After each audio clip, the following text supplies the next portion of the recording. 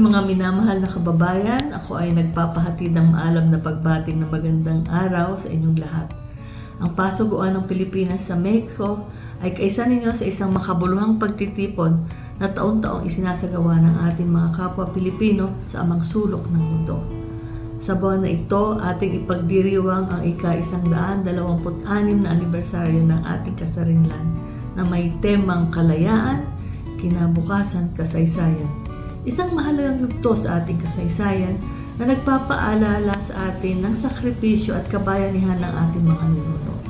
Sa pagdiriwang na ito, naway ating muling sariwain at pagyamanin ng mga aral na iniwan ng kanilang pakikibaka para sa kalayaan.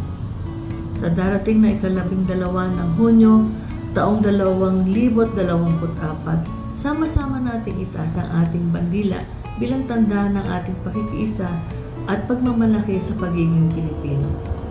Ang pagdiriwang na ito ay hindi lamang paggunita sa ating nakaraan, kundi isang pagpapatibay din ng ating pangako ay pagpapatuloy ang adhikain ng ating mga bayani para sa isang bansang malaya at masagana.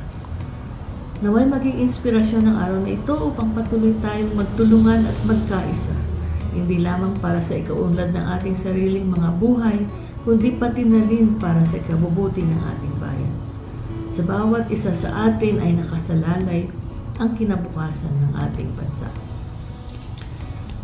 Sa ngalan ng Embahada ng Pilipinas at ang aking mga kasama, nais kong ipahatid muli ang aming taus-pusong pakikisa sa inyong pagdiriwang ng araw ng kasarinlan. Mabuhay ang Pilipinas! Mabuhay ang ating kasarinlan!